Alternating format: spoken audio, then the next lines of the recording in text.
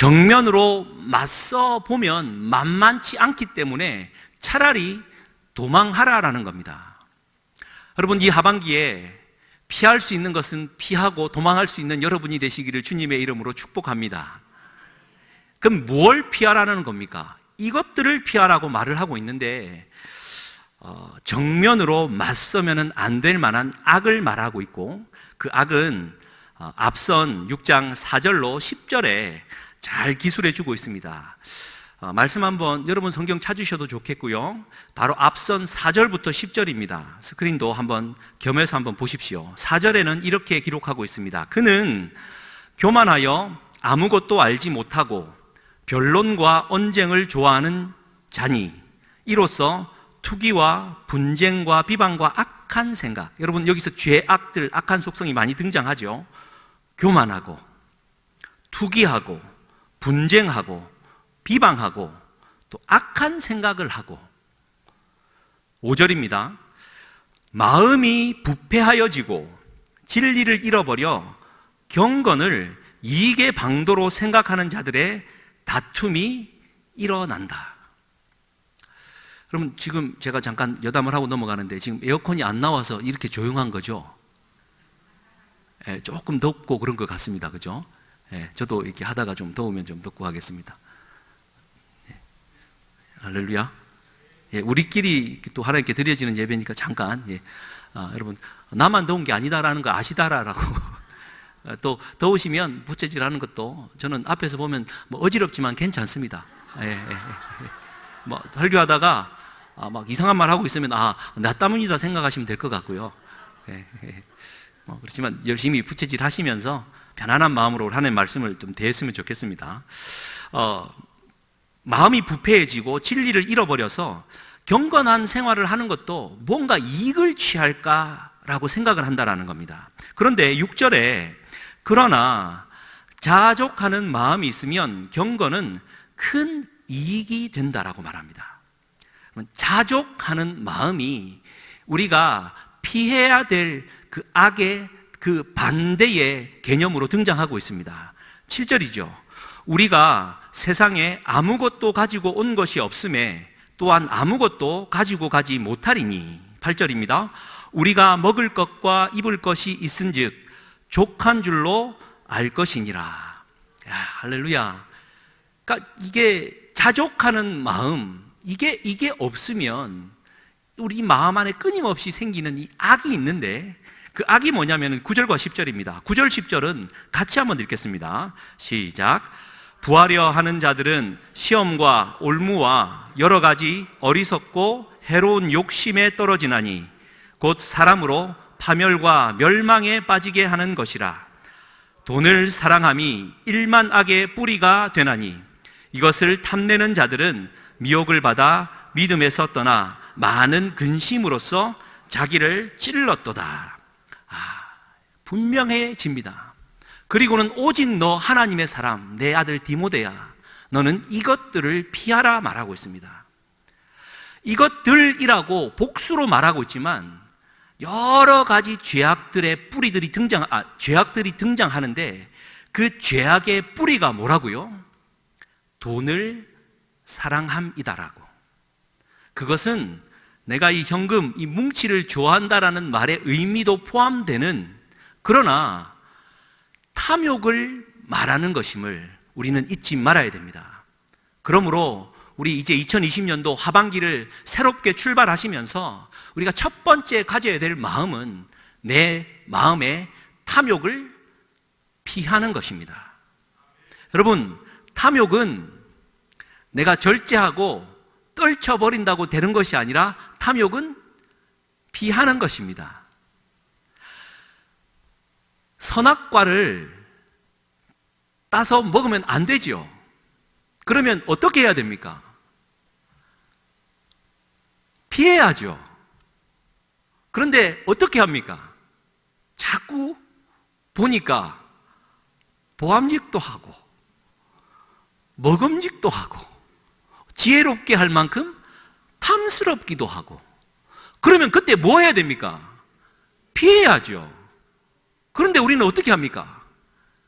보고 또 보고 여러분, 탐욕이라는 이 부분은 우리가 욕심이라고 말하고 욕망이라고 말은 하는데, 이것은요 얼마나 중요한지 하나님께서 십계명을 주실 때, 여러분 십계명 다 아십니까? 1계명부터 9계명까지는요 쭉 살펴보면 겉으로 눈의 증거로 확인하고 벌할 수가 있는 요소들입니다. 첫 번째 돌판인 4가지가 있죠. 첫 번째는 나 외에 다른 신을 섬기지 마, 우상 숭배하지 마. 두 번째가 새긴 우상을 만들지 마, 하나님이라고 해서 이거 하나님이야라고 우상 새기지 마. 세 번째가 하나님의 이름을 망령되이 일컫지 마. 네 번째가 안식일을 기억해서 잘 지켜라. 다섯 번째부터가 뭡니까? 네 부모를 공경해, 살인하지 마라, 간음하지 마라, 도적질하지 마라, 내 이웃에 대하여 거짓 증거하지 마라. 다 눈으로 증거 삼을 수 있는 것들입니다. 10번째는 무엇입니까? 시작. 할렐루야. 내 이웃의 아내나 남종이나 여종이나 낙이나 내 이웃의 물건에 대하여 탐내지 말라. 마지막 10번째는 하나님이 탐욕을 말씀하셨습니다. 그런데 마음 안에 이 도사리고 있고 드러나는 이 탐욕을 어떻게 알 수 있습니까? 얼마나 중요한 일인지, 예수님이 그 부자 청년이 예수님께 찾아왔을 때 이 그 복음서에 기록이 되어 있죠. 한 부자 청년이 예수님께 찾아와 질문합니다. 선생님, 어떻게 해야, 내가 무엇을 해야 영생을 얻을 수 있겠습니까? 라고 질문합니다. 그때 예수님이 이렇게 대답을 합니다. 아니, 그 전에 앞서 여러분, 우리 영생을 얻으려면 어떻게 해야 됩니까? 라고 한번 생각해 보시고, 예수님의 답은 이러합니다. 네가 하나님의 계명을 아는데 살인하지 말라, 간음하지 말라, 도적질하지 말라, 속여 빼앗지 말라, 네 부모를 공경하라 라고 말을 할 때 이 사람이 끼어듭니다. 주님, 그 정도는 내가 어려서부터 다 지켰습니다. 그랬더니 예수님이 그를 보시면서, 마가복음은 사랑하사라고 표현하는데 그의 영혼을 보시면서 이렇게 말을 하지요. 그래, 참 잘했다. 그런데 네가 하나 부족한 게 있는데 지금 돌아가서 네가 가지고 있는 거 다 팔아서 가난한 자에게 나누어 주고 너는 나를 따르라. 그래서 성경은 뭐라 기록합니까? 그가 가진 것이 많아 근심하며 돌아갔다라고. 여러분, 우리 사랑하는 성도님들, 부자 청년은 자기가 계명을 잘 지키고 있다라고 착각했습니다. 1계명부터 9계명까지. 왜냐하면 그거는 내가 안 지키면 안 되고 지킨다라는 것이 눈에 반드시 보이기 때문이었습니다. 그런데 마지막 10번째, 여러분, 팔아서 나눠주라라는 말이 무슨 뜻이겠습니까? 네 마음 안에 여전히 자리 잡고 있는 10번째 계명인 탐욕, 그거 정리하고 나를 따라야 돼. 영원한 생명은 탐욕과는 같이 있을 수가 없단 말이야 라고 주님은 가르쳐 주신 건데, 이 청년은 계명은 잘 지켰는데 탐욕을 내가 어떻게 지킵니까? 이거는 지키는 게 아니라 피하는 건데, 이 진리를 깨닫지 못하고 그냥 탐욕에 파묻혀 돌아갔다라는 것 아니겠습니까? 사랑하는 성도님들, 하반기를 시작하시면서 내 마음 안에 있는 욕심, 물질, 돈, 좀 그거 하나님 앞에 내려놓고 하나님의 영원한 생명을 구하는 하반기가 되시기를 주님의 이름으로 간절히 축복합니다. 이 말씀은 제가 그 지인의 그 허락을 얻지 않았기 때문에 그냥 가까운 지인이라는 말로 잠깐 좀 나누기를 원하는데요. 제게 전화가 왔습니다. 15년 이상을 알고 지낸 가까운 지인입니다. 이분은 그 도덕적으로 상당히 바른 분이라, 또 생각도 상당히 건전한 분이라, 이런 분들은 공통적인 점이 복음과 믿음이 들어가기가 쉽지 않다. 우리나라 말로 우리 시기에 표현되면 억수로 어렵다. 15년 이상을 그렇게 지냈는데 제게 전화가 왔습니다. 주일날, 그러니까 믿음이 뭔지 이런 거 의심도 많이 하다가 주일날 예배를 드리다가 목사님이 말씀을 전하는 제단이 정말 비 온 날에 날이 개이듯이 선명하고 아주 맑고 밝게 쫙 바뀌면서 자기 마음 안에 하나님의 말씀이 들어왔다라는 겁니다. 눈물이 나고 이게 주체할 수 없는 이 어떤 행복감, 여러분 그때를 아십니까? 여러분 우리 주님이 내 마음 안에 찾아오셨을 때 어떤 말씀이 떨어져도 이게 내 안에 들어와서 주체할 수 없는 이 눈물, 이 감격, 여러분 그때를 아십니까? 그때를 경험하여 제게 전화가 왔습니다. 전화 온 이유는 그 경험을 하고 이틀이 지난 때였습니다. 이틀이 지나서 가까운 지인이었지만 목사에게 전화를 한 겁니다. 했던 이유가 하나님 그 은혜를 내게 주셔갖고 너무 좋다. 나 이제 믿어진다. 내가 믿고 싶어서 내가 믿어질 때 내가 믿으려고 했는데 이제는 믿어진다. 그리고 예수님을 너무 알고 싶다. 근데 내가 이게 너무 이게 이상하다. 이틀이 지났는데 머리가 너무 아프고 조금 제정신이 돌아온 거예요. 내가 너무 과한 거 아닌가? 좀 이상한 거 아닌가 싶어서 확인차 전화를 한 겁니다. 그래서 제가 과한 거 아니라고, 머리가 아픈 이유는 그냥 감기 때문일 수도 있다라고, 상관없는 것 같다라고. 그리고 우리가 운동을 해도 안 쓰던 근육을 쓰면 다음날 당장이라도 근육통이 생겨 아픈데 그 수십 년 동안 육적으로 살고 내 살고 싶은 대로 살다가 이제 영적인 생각을 하려니까 그 머리가 아프지 않은 것도 이상하다. 그러니 감사하는 마음으로 이제 말씀을 이제 깊이 있게 읽고 주신 마음으로 함께 살아가십시다. 궁금한 거 있으면 전화하시고 함께 대화하십시다. 이렇게 이제 잘 이제 하고 제가 말씀을 드렸는데 이 말씀을 드리는 이유는 제 마음 안에 남는 대화가 하나 있었기 때문입니다. 그러면서 대화를 쭉 하다가 이제 하나님 은혜 주셨으니까 그 좋은 성품 하나님께 바치고 교회의 귀한 일꾼이 되십시오. 이제 집사 직분도 받으시고 하라 그랬더니 본인은 집사 직분을 이미 받았답니다. 그러면서 하는 말이, 예전에는 내가 돈도 좀 벌어서 헌금도 하고 11조도 해야지 뭐 없는 걸 자꾸 짜내라고 얘기하느냐, 이해가 안 된다. 그리고 하나님께 기도할 때 내가 집이라도 하나 사놓고 나면 그 다음 내가 교회 일을 하겠다 그랬는데 본인 말입니다. 내가 집 사고 났더니 어느 순간 집사가 되어 있더라.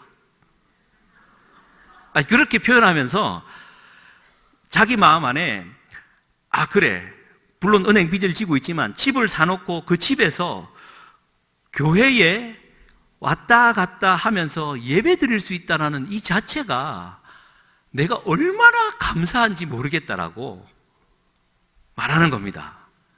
집사, 이상해, 집사죠. 그러면서 본인이 회개하는 마음으로 고백하기를, 하나님은 이미 나에게 너무 많이 주시고 풍성히 주셨는데 나는 그동안에 더 달라고, 자꾸 더 달라고 그렇게 욕심만 부렸다라는 겁니다. 십수년을 알고 지냈지만 그분의 입에서 그런 말을 듣는다는 것 자체는요, 목회자로서 혹은 한 신앙인으로서 얼마나 행복하고 좋은 일인지 모르겠습니다. 사랑하는 성도님들, 우리 하나님은 이미 많이 주셨습니다. 그 이상 풍성히 주셨습니다. 근데 뭔가 부족해서 자꾸 더 달라고 하는 것은 내 안에 자족하는 마음이 없기 때문입니다. 우리가 첫 번째로 하반기를 시작하면서 가지는 마음, 탐욕은 피하되 더 적극적인 동사는 하나님 내 안에 자족하는 마음을 허락해 주옵소서 라고 말하면서 나아가는 것입니다. 할렐루야. 두 번째 동사는 여러분, 의와 경건과 믿음과 사랑과 인내와 온유를 따르라 라고 말하고 있습니다. 6가지 생명의 가치가 있는데요. 첫 번째 의, 두 번째 경건, 믿음, 사랑, 인내, 온유를 따른다라고 말하고 있습니다. 여러분, 따라가야 됩니다. 이것은 추적한다라는 말이고 내가 따라가면서 이것을 내 것으로 만든다라는 뜻이지요. 그런데 이 6가지 나오는 이 의, 경건, 믿음, 사랑, 인내, 온유를 따라야 됩니다. 그럼 다른 거 따라가시지 마시고 의와 경건과 믿음과 사랑과 인내와 온유를 따라가자. 이것이 두 번째로 되새겨야 될 하나님의 마음이고 명령입니다. 여러분, 첫 번째 한번 보십시오. 의라는 것은 무엇입니까? 이 의라는 게 참 이게 이제 공부를 하고 이렇게 성경을 찾고 해야 되지만 간단하게 말하면 이렇습니다. 이 세상은 전부 불의합니다. 불의합니다. 이 세상에 그 어떠한 것도 노력하고 애써도 이 불의를 깨끗하게 할 수가 없습니다. 단 한 분, 우리 하나님만이 우리를 의롭다 하실 수 있습니다. 그래서 우리 주 예수 그리스도로 우리가 옷 입는다, 예수 그리스도의 의를 덧입는다라고 말을 하고 있는 것이죠. 그래서 이 첫 번째 명령인 의를 따르라라는 이 말은 우리가 예수 그리스도를 주로 믿고 구원의 길에 들어섰다라는 것을 의미합니다. 그래서 이 6가지 가치는요, 그냥 따로따로 따라가는 것이 아니라 한 생의 믿음의 그리스도인이 어떻게 변화되고 구원에 이르는가라는 것을 가르쳐주는 이 단계적, 발전적인 개념으로 우리가 봤습니다. 그래서 첫 번째 의를 따르라라는 이 말은 내가 예수 그리스도를 주로 믿고 주님을 따라 주님을 닮은 자가 되겠다라는 결단으로 구원의 삶을 시작하는 것이죠. 두 번째가 경건을 따르는 겁니다. 거룩한 삶, 구별된 삶을 말합니다. 내가 예수 그리스도의 의를 덧입고 구원받았으면 자연스럽게 따라오는 것은 경건의 삶입니다. 내가 예수 그리스도의 의를 덧입고 구원받았다라고 하면서 경건하지 못하고 불의한 삶을 살고 있다라면 여러분의 그 칭의를 의심해 보셔야 합니다. 경건의 삶은 단순히 쉽게 이루어지는 것이 아닙니다.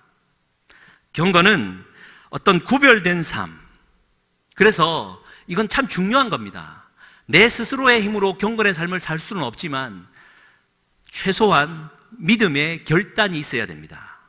말하자면 내가 그동안에 10마디 말을 하면 5마디가 욕이었으면 2마디는 고치고, 내가 그동안에 속이며 살았다면 그 속임을 내가 돌이키고, 내 사랑하는 부부의 관계 속에서도 예의를 지키지 못하고 막대했다면 내 행동을 돌이키고, 성도가 성도들 사이에 예우 없이 행동했다면 그것을 돌이키는 것. 여러분, 이게 경건의 삶의 출발입니다. 그런데 구원받아서 의롭게 된 사람이 경건의 삶을 시작을 할 때 쉽지 않습니다. 그래서 세 번째, 네 번째인 믿음과 사랑으로 하는 겁니다. 세 번째 가치인 믿음은 무엇입니까? 이 믿음도 우리 모여서 같이 몇 주간 성경을 찾고 공부를 해야 되는데 간단히 표현하면 이렇습니다. 믿음은 신실함을 말합니다.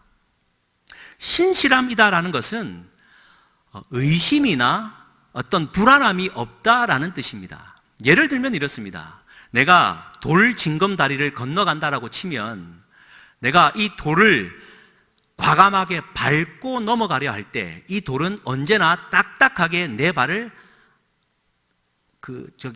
안전하게 받쳐줄 것이다라는 이 돌의 신실함을 내가 믿기 때문에 디디고 건너가는 거죠. 만약 돌 비슷한 흙탕물에 내가 발을 디디어서 한번 발에 빠져본 적 있는 사람은 어떻게 할까요? 불안함과 의심이 가득해서 돌다리도 두들겨 펴고 건너가게 되는 거죠. 믿음이라는 것은 신실함입니다. 의심이나 불안함이 없는 상황을 가리키는 거죠. 그런데 오늘 본문 말씀에 의거해서 다시 보면 이 세상에 신실한 사람은 있을까요? 내 마음을 불안하게도 하지 않고 의심하게도 안 하는 사람이 있겠습니까? 결코 없습니다. 한 분밖에 없습니다. 우리 주 예수 그리스도 그분만이 나를 불안하게도 하지 않고 의심하게도 하지 않습니다. 그래서 우리는 예수 그리스도만을 믿을 뿐입니다. 여러분 잊지 마십시오. 사람은 믿음의 대상이 결코 아닙니다. 믿음의 대상은 우리 주 예수 그리스도 한 분밖에 없습니다. 예수 그리스도를 믿는 그 믿음을 따라간다라는 이 말은 예수 그리스도처럼 내가 신실한 사람이 되겠다라고 노력하는 겁니다. 사기치지 않고 거짓말하지 않고 누군가에게 저 사람을 보면 믿음이 안 가는 사람 있지 않습니까? 만약 여러분들이 제 삶을 보고 그동안의 삶을 쭉 돌아보고 제 언행과 행실을 다 보시고 판단을 하고 계신다면 제가 설교단에서 설교하는 말이 여러분들의 마음 안에 감동을 줍니까? 안 줍니까? 안 준다고 하시네요. 애매하게 말씀하십니다. 그렇습니다. 신실함이다라는 것은 그 사람을 향한 내 불안과 의심이 전혀 없는 상태를 이게 믿음으로 말하는 것이죠. 우리가 믿음의 사람이 되어야 됩니다. 네 번째가 사랑이죠. 여러분 사랑해 보셨습니까? 아가페를 말하는 겁니다. 철저한 자기 부인의 사랑, 생명을 그냥 그대로 내어줘버리는 사랑, 내가 가진 것 있으면 그냥 다 팔아버리고 하늘의 가치인 주님만을 따라갈 수 있는 사랑. 그 사랑은 이 세상에 한 분밖에 못하십니다. 우리 주 예수 그리스도. 십자가에서 보여주신 그 예수 그리스도의 그 사랑을 여러분 우리가 흉내라도 낼 수 있겠습니까? 그러나 의롭다 칭함을 받은 우리는 경건의 삶을 살아가기 위해 예수 그리스도의 그 믿음과 그분의 사랑을 따라가려고 노력하며 살아가는 겁니다. 다섯 번째 가치가 인내입니다. 여러분 인내는 제가 말씀 많이 드렸는데 휘포모네라는 단어입니다. 누군가의 아래에 모네 거한다라는 겁니다. 그냥 인내라는 말을 들었을 때 그냥 오래 참아준다라는 정도가 아니죠. 여러분 내가 분을 가지고 언젠가는 갈바주리라 막 분을 참고 막 오래 참는 게 이게 참는 게 아닙니다. 인내는 휘포모네, 누군가의 발 아래에 내가 내려가 거기에 머무르는 참 겸손과 참 자기 부인을 가리키는 말입니다. 그리고는 여섯 번째 온유라는 말이죠. 여러분 온유라는 이 말은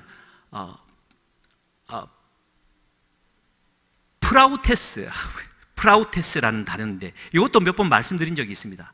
온유하다라고 말을 할 때 우리는 저 사람 참 온유하다라고 말을 하면 성품이 온순하고 유순하다라고 말을 하는데 전혀 상관없는 말입니다. 성경적 가치로서의 프로테우스라는 이 온유함은 아시죠? 야생말이 막 벌떡이면서 막 거침없이 달리다가 주인에게 철저하게 복종하는 상태를 온유라고 말하는 겁니다. 예를 들면 그렇습니다. 그러니까 야생말이 막 자기 힘을 자기 마음대로 쓰다가 이제 그 주인에게 훈련을 받지 않습니까? 그렇게 이제 그 에너지를 완전히 빼버리고 야성을 다 빼버리고 온순한 말이 되었다라는 이 말이 아니라 야생의 에너지는 그대로 갖고 있는데 이 야생말의 에너지를 주인을 위하여 집중해서 쏟아 놓을 때 이것을 온유라고 말하는 겁니다. 예를 들면 말이 지금 전쟁에서 수천 발의 화살이 날아드는데 주인은 말을 쳐서 달려가라고 명령하면 말은 한순간도 거침없이 가서 죽을지언정 달려가는 겁니다. 반대로 막 이 야생의 기질에 싸우고 싶어서 막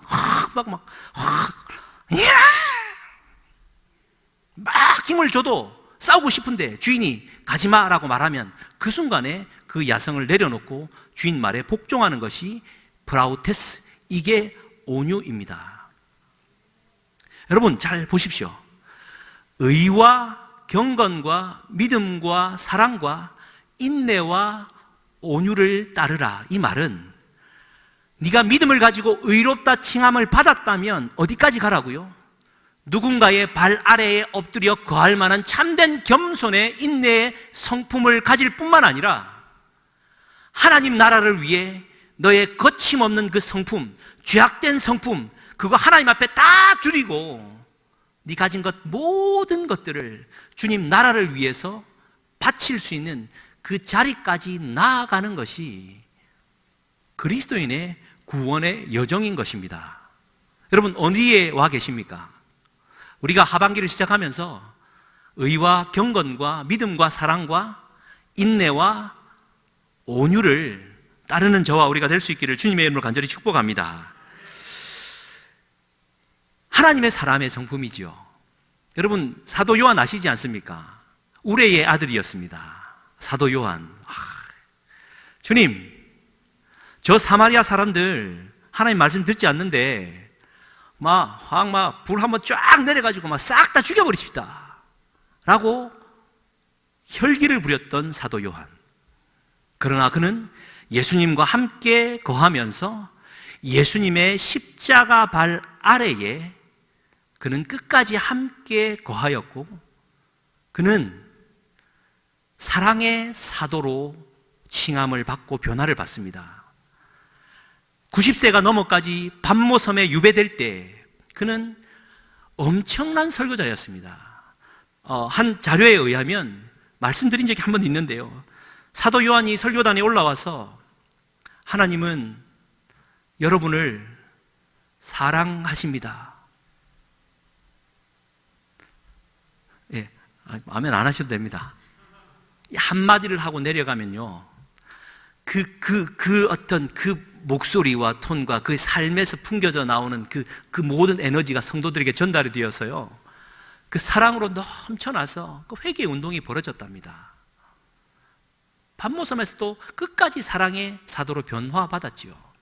정말 그는 의와 경건과 믿음과 사랑과 인내와 온유를 따르는 사람이었다. 여러분 그러한 하반기가 되기를 주님의 이름으로 간절히 축복합니다. 그런데 여러분 여기서 따르라라는 말이요, 성경에 다른 번역본은 어떻게 나와 있냐면 박해하라라는 말로 등장합니다. 그러니까 그 의와 경건과 믿음과 사랑과 인내와 온유를 박해해라라는 말입니다. 이 무슨 말입니까? 진짜 중요한 말입니다. 여러분, 내가 의와 경건과 믿음과 사랑과 인내와 온유를 그거를 위해 생명의 가치를 두고 쫓아가고 따라가지만 그것을 개념화해서 이게 의라라고 말하는 순간 그것은 의가 아닌 것입니다. 스크로테이프 편지라는 그 C.S. 루이스의 책에 의하면 그 악마가 하나 등장합니다. 악마가 삼촌인데 자기 조카를 자기의 후계자 악마로 지금 키우기 위해서 편지를 보냈는데 이런 내용이 등장합니다. 우리의 원수들이, 여기서 말하는 원수는 우리를 가리킵니다. 믿음 사람들. 우리의 원수들이 겸손에 진다면 너 그때 위기감을 갖고 긴장을 해야 돼. 그러나 너무 긴장할 필요는 없어. 겸손해지는 상황이 벌어지면 그 신자의 마음속에 내가 겸손해졌다라는 마음을 갖도록 유도해. 그러면 어느 순간인가 내가 내가 이렇게 겸손해졌어? 라고 마음을 가지게 되면 그때 그의 마음속에 겸손해졌다라는 교만이 올라올 거야. 그럼 덥다고 무슨 얘기인지 모르겠습니까? 여러분, 우리가 의다, 경건이다, 믿음이다, 사랑이다, 이게 사랑이야, 이게 믿음이야 라고 말하는 순간 그것은 하나의 우상에 지나지 않을 뿐입니다. 의가 있는 것이 아니라 의로운 삶이 있고 믿음이 있는 것이 아니라 믿음의 삶이 있고, 사랑이 있는 것이 아니라 사랑의 삶만 있을 뿐입니다. 인내가 무엇이냐라고 말하는 것이 아니라 인내의 삶이 있고, 온유가 뭐다라고 말하는 것이 아니라 온유의 삶이 있을 뿐입니다. 여러분, 우리는 이 개념에 사로잡히지 말아야 됩니다. 의라는 것을 박해할 수 있는 이러한 힘이 있으시기를 주님의 이름으로 간절히 축복합니다. 이 함정에 빠진 사람들이 바리새인들 아닙니까? 이렇게 살아야 의로운 삶이야. 그 율법주의에 빠져가지고 그렇게 살지 않는 사람을 정죄나 하고 있지 않습니까? 여러분, 또 경건, 이게 우상이 되니까 경건의 삶을 살기 위해서는 새 속에서 그냥 멀어져서 산 속으로 들어가 살아야 돼. 경건주의 운동이 벌어지고 수도 운동이 벌어진 것 아니겠습니까? 사랑하는 성도님들, 두 번째 동사, 주님 나라의 생명의 가치를 따라가는, 또 그 가치를 과감하게 버릴 수 있고 삶으로 살아낼 수 있는 저와 우리가 될 수 있기를 주님의 이름으로 간절히 축복합니다. 세 번째 동사가 이제 12절 말씀인데요. 믿음의 선한 싸움을 싸우라, 영생을 취하라. 여러분, 우리는 싸우는 사람입니다. 할렐루야. 잘 싸울 수 있는 하반기가 되기를 주님의 이름으로 간절히 축복합니다. 치고받고 막 이렇게 싸우는 것이 아니라 믿음의 선한 싸움입니다. 근데요, 여러분, 하나님 믿고 예수 그리스도를 따라가는 사람은 마음에 평강이 찾아오고 편안하게 사는 삶이 아님을 아시지요? 창세기 2장 1절, 여러분 성경 한번 찾으셔도 좋겠는데요, 한번 띄워주십시오. 같이 한번 읽겠습니다. 창세기 2장 1절은 이렇게 기록되어 있습니다. 시작. 천지와 만물이 다 이루어지니라. 여러분, 이 말은 딱 우리 받기에 하나님께서 천지를 이제 7일 동안 다 창조하시고 딱 보시기에 완전하게 만들어졌다라고 우리가 인식하지 않습니까? 그런데 다른 번역본, 특히 히브리어 원어에는요, 이런 말이 아닙니다. 더 엄밀한 표현은 천지와 만물이라는 말은 하늘의, 만물이라는 이 말이 차바라는 이 히브리어인데, 하나님의 하늘의 군대와 땅의 군대가 다 정비를 마쳤다라는 뜻입니다. 그렇습니다. 사랑하는 성도님들, 하나님이 이 땅을 창조하실 때는 완벽하게 창조되어 가지고 그렇게 있으면 막 평안하고 좋은 그런 세상이 아니라, 이제 하늘의 군대와 인간의 군대를 딱 만드시고는 이제 전쟁을 하도록 딱 준비를 하신 것이 천지 창조의 모양이다라는 것이 창세기 2장 1절 원어의 말이라는 뜻입니다.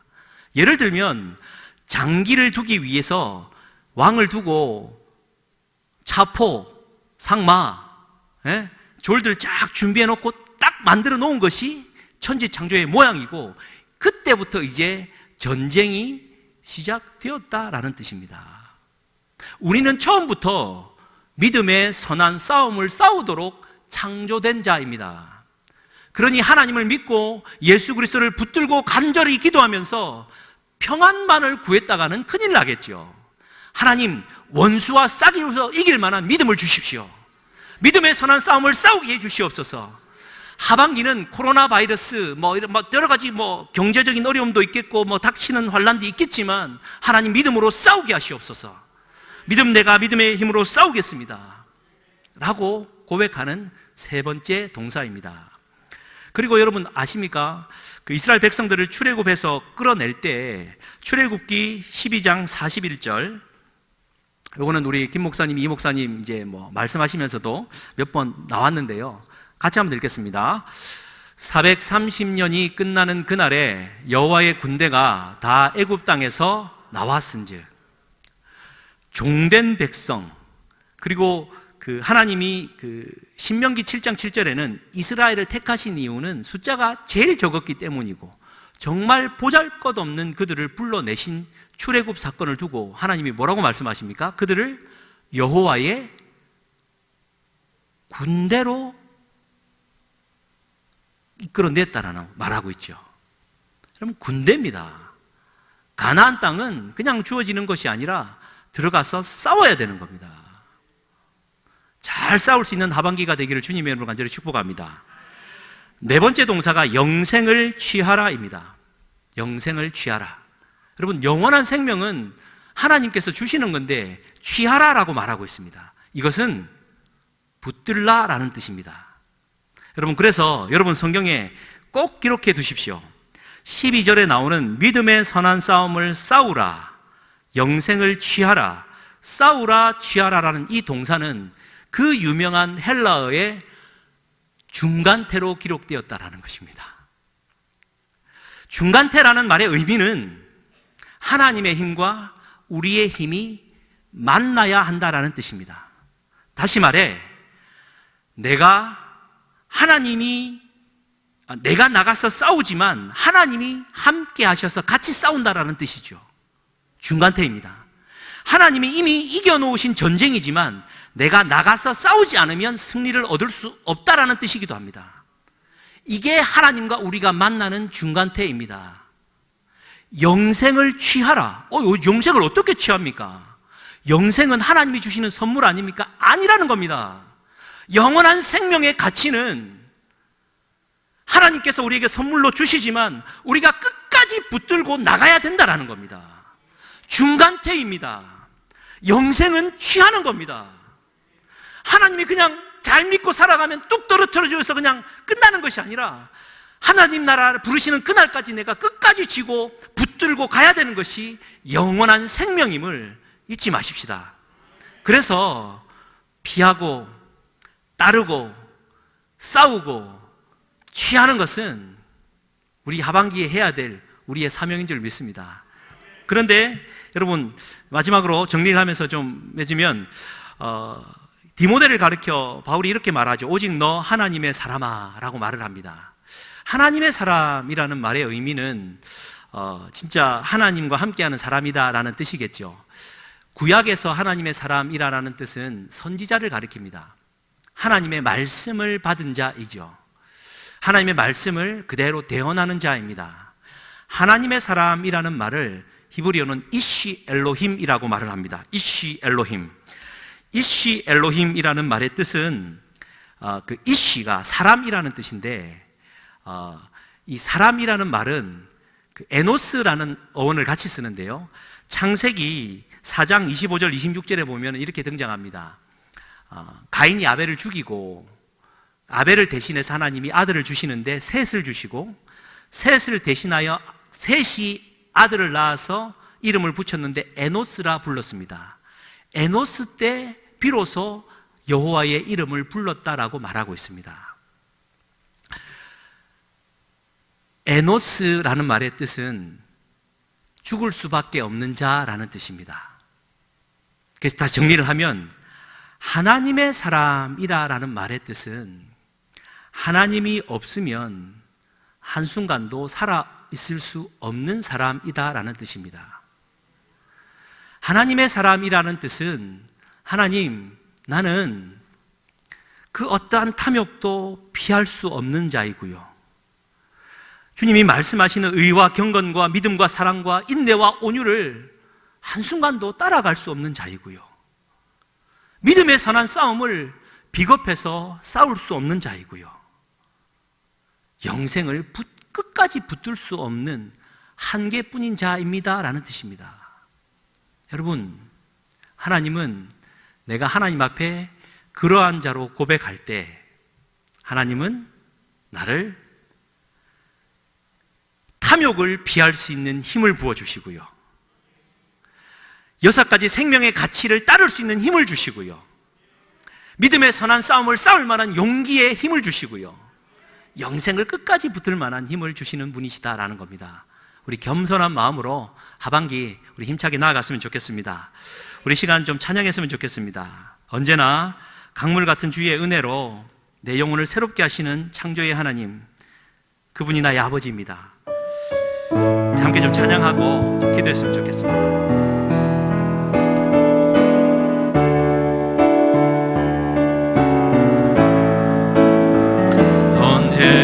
강물 같은 주의 은혜로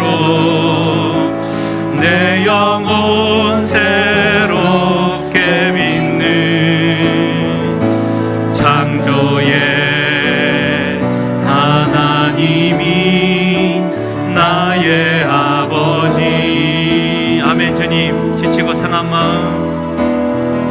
지치고 상한 마음 삼해 주시고 구만을 안아 주시는 위로의 하나님이 나의 아버지. 아멘. 신실하신 우리 하나님, 신실하신 하나님이 나의 아버지. 아멘. 주님, 실수하지 않으시는 하나님이 나의 아버지. 복 주시고 지키시며 은혜와 평강을 베푸시는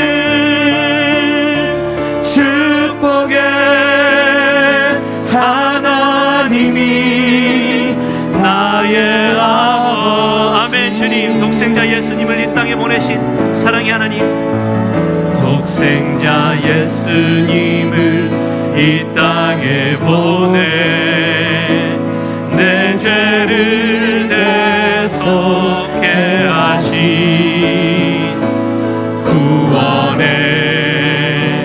하나님이 나의 아버지.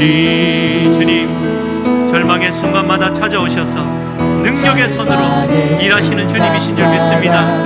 찾아오셔서 능력의 손으로 일하신 기적의 하나님이 이 하반기에 내 삶을 인도해 주실 것을 믿습니다. 나의 아버지, 신실하신 하나님, 신실하신 하나님이 나의 아버지. 실수하지 않으시는 하나님이 나의 아버지. 복 주시옵소서. 하늘의 복을 허락하시옵소서. 복 주시고 지키시며 은혜와 평강을 베푸시는 축복의 하나님이 나의 아버지. 아멘. 주님의 임재에 온 땅은 들리고, 주님의 임재에 온 땅은 들리고 우리 기도에 하늘 문 여시네. 온 민족과 열방 주께 경배해 영원히 보좌에 계신 주님, 이 시간 오시옵소서. 주님의 임재에 내 마음을 흔들어 주시옵소서. 주님의 임재에 온 땅은 들리고 우리 기도에 하늘 문 여시네. 온 민족과 열방 주께 경배해 영원히 하나님.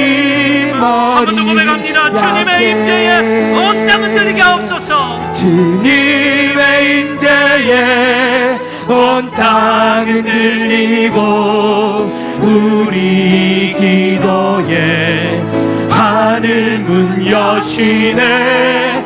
온 민족과 열방 주께 경배해 영원히 하나님 머리 양께. 아멘. 우리 시간 찬양의 고백처럼 기도하기 원합니다. 우리 하나님만이 신실하신 분이십니다.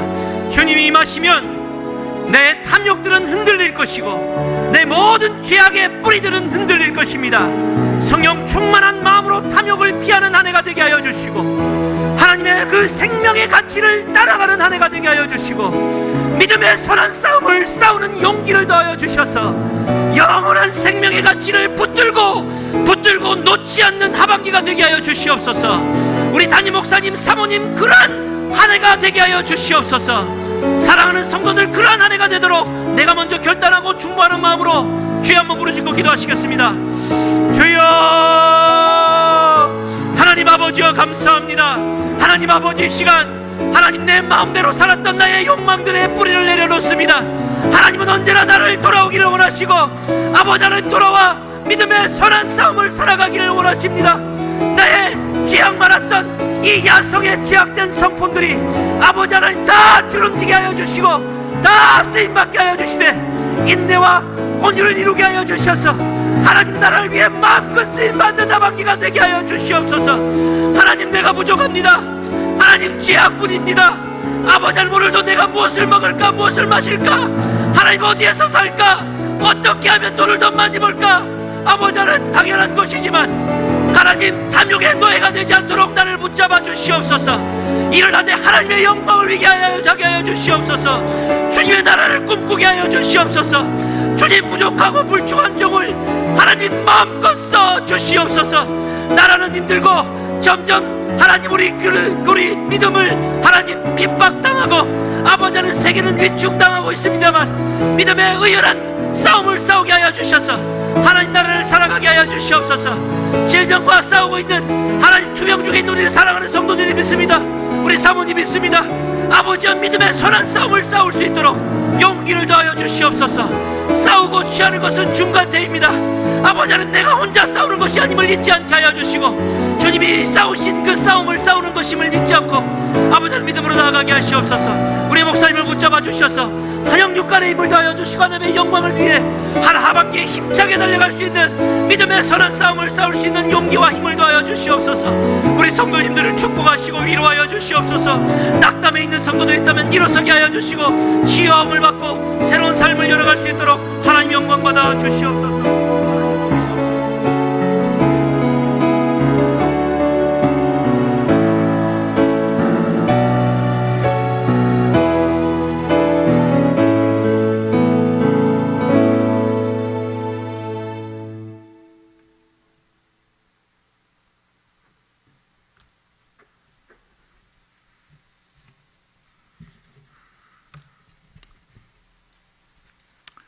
자비하신 우리 아버지 하나님, 이 어려운 때에도 하나님께서 저희들을 지켜주시고 수요 예배에 참석해서 하나님 앞에 기도하며 말씀을 듣게 하시니 감사합니다. 예수 그리스도의 십자가의 정병으로서 암만을 향해서 달려나아갈 수 있는 저희들이 되게 하여 주시옵시고 우리 앞을 가로막고 있는 모든 장애물들을 예수의 이름으로 물리치고서 승리를 거둘 수 있는 이와 같은 아름다운 삶이 있어질 수 있도록 축복해 주시옵소서. 우리 아버지, 우리는 홀로 두시면 주여 설 수 없는 이와 같은 연약한 자들입니다. 주님께서 붙잡아 주시면은 아무리 어려운 광풍 가운데에서도 능히 이기고 승리하게 되어질 줄로 믿사오니 주여 우리를 붙잡아 주시옵소서. 사용하여 주시옵소서. 하나님의 영광만을 위해서 살아갈 수 있는 저희들이 되게 하여 주시옵소서. 우리 사랑하는 성도들 이렇게 어려울 때에 말씀 가슴에 붙잡고 돌아가게 될 때에 주님께서 동행해 주시고 성령께서 주여 주장해 주시어서 능히 이길 수 있게 하여 주시옵소서. 이 시간에도 주님의 은혜에 감사해서 여러 가지 문항으로 정성스러운 헌금을 드렸습니다. 주님께서 연락하시고 한 사람 한 사람에 축복해 주시옵시고 우리 성도들이 경영하는 모든 사업들이 주 안에서 형통케 하여 주시옵소서. 예수님의 이름으로 기도하옵나이다. 아멘. 할렐루야. 우리 옆 사람과 인사하십시다. 예수 이름으로 우리는 승리했습니다. 여러분, 오늘 저녁에도 이렇게 교회에 나와서 예배 드릴 수 있다고 하는 것이 하나님의 특별하신 은혜라고 하는 사실을 믿으시면 아멘 하시기를 바랍니다. 예, 우리 이제 세상을 향해서 나아가게 될 터인데 오늘 주신 말씀 붙잡고서 우리 찬송가 353장 한 장 부르시고 승리하면서 나아가시도록 하겠습니다. 다 같이 기립하셔서 부르십시다. 우리는 십자가의 군병들입니다. 그래서 예수 따라가는 십자가의 군병들인데 우리를 속량해 주신 예수 그리스도만을 바라보면서 면류관 바라보면서 나아갈 수 있게 되시길 바랍니다.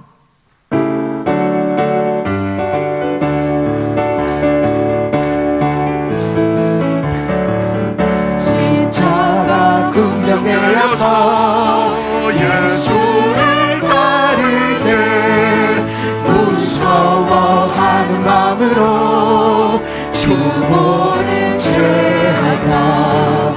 나의 주 그리스도 나를 속량했으니 그 십자가를 벗은 저 면류관으니 무성도 피를 흘리며 큰 싸움하는데 나 어찌 편히 누워서 상 받기 바랄까.